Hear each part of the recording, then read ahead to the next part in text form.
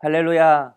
오늘 또 하나님이 주신 은혜로 진주보다 더 아름다운 하루를 만들어 가시는 우리 성도님 되시길 축복하면서 12월 22일 화요일 하루 30분 예배를 하나님께 드리겠습니다. 하나님이 주시는 말씀은 데살로니가 후서 2장 1절에서 12절입니다. 제가 1절에서 8절까지 하나님 말씀 받도록 하겠습니다. 형제들아, 우리가 너희에게 구하는 것은 우리 주 예수 그리스도의 강림하심과 우리가 그 앞에 모임에 관하여 영으로나 또는 말로나 또는 우리에게서 받았다는 편지로나 주의 날이 이르렀다고 해서 쉽게 마음이 흔들리거나 두려워하거나 하지 말아야 한다는 것이라.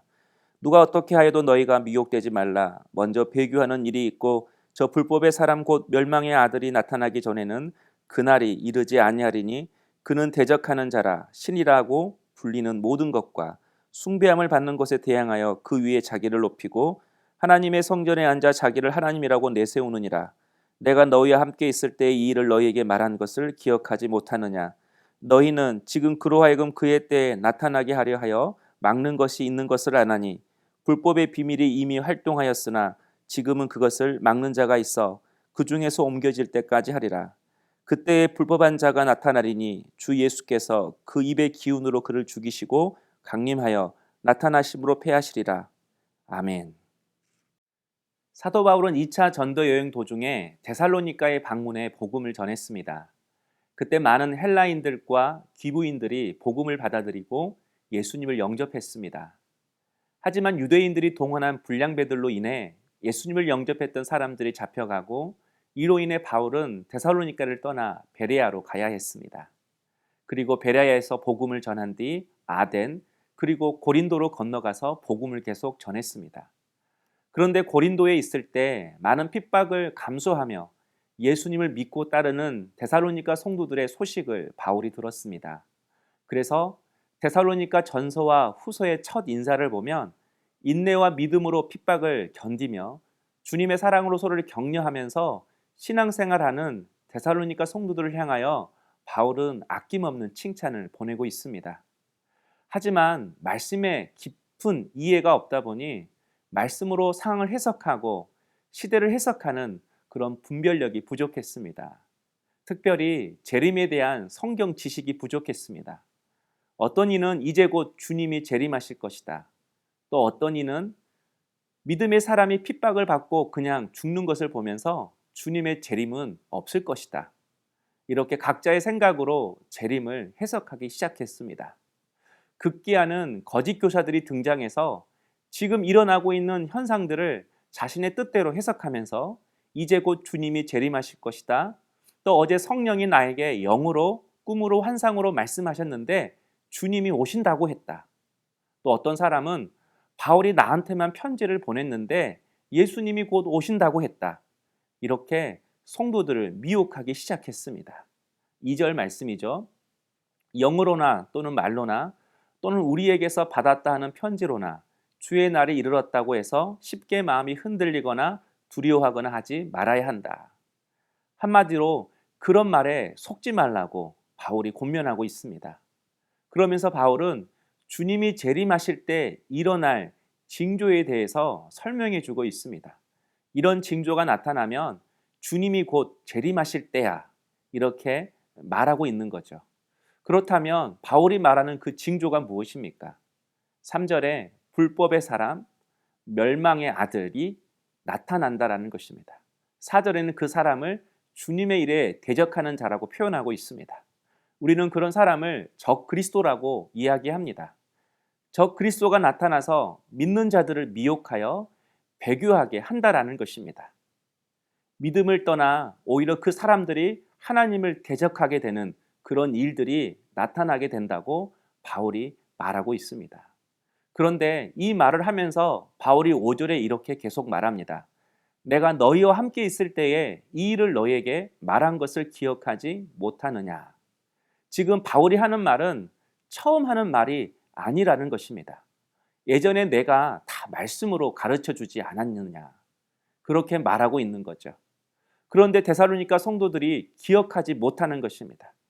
받은 말씀, 들은 말씀으로 상황을 판단하고 분별하지 못하고 있는 것입니다.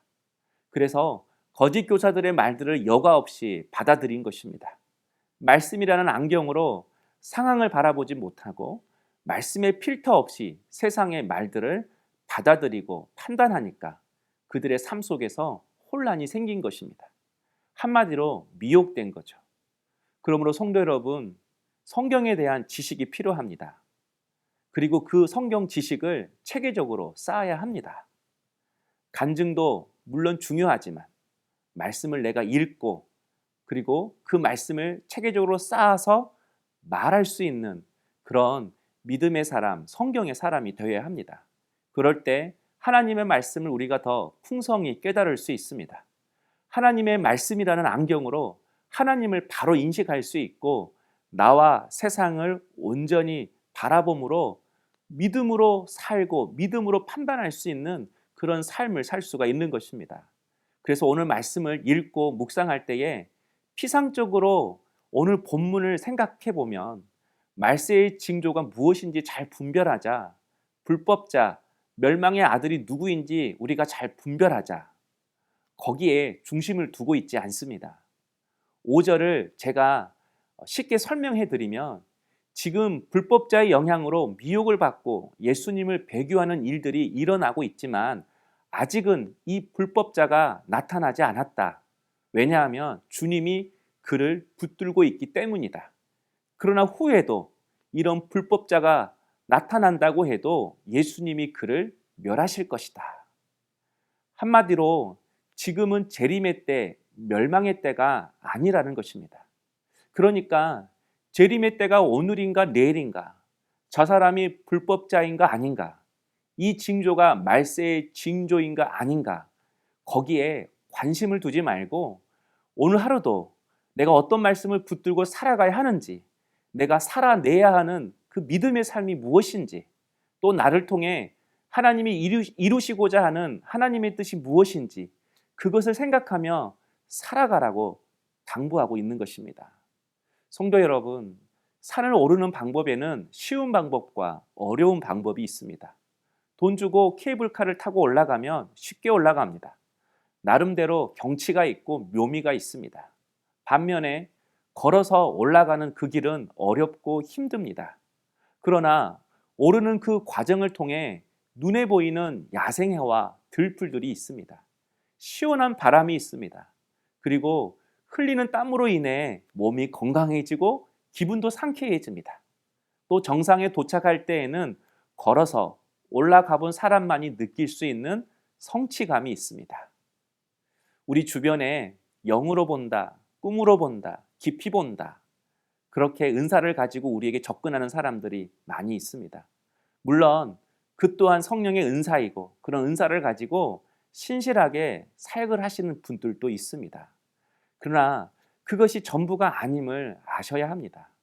내일을 알았다고 해서, 미래를 알았다고 해서 저절로 오늘 하루가 믿음으로 사라지는 것이 절대 아닙니다.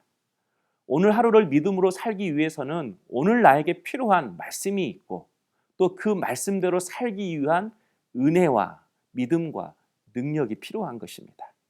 그렇게 믿음으로 살아간 하루하루가 쌓여질 때에 우리의 신앙이 성숙해집니다.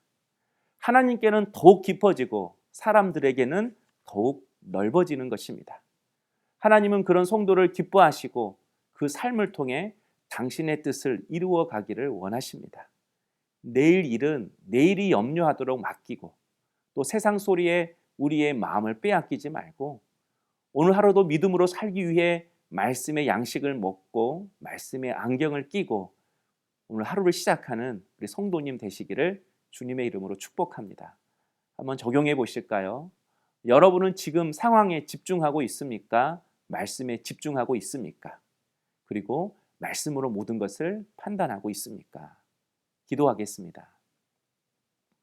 사랑의 주님, 오늘 내게 주어진 이 하루하루를 하나님이 주신 말씀 안에서 또 하나님이 주신 은혜와 믿음으로 살아내는 저희들이 되게 하여 주시옵소서. 이 믿음의 하루하루가 쌓여서 하나님께는 더 깊어지고 사람들에게는 더 넓어지는 말씀의 사람, 믿음의 사람이 되게 하여 주시옵소서.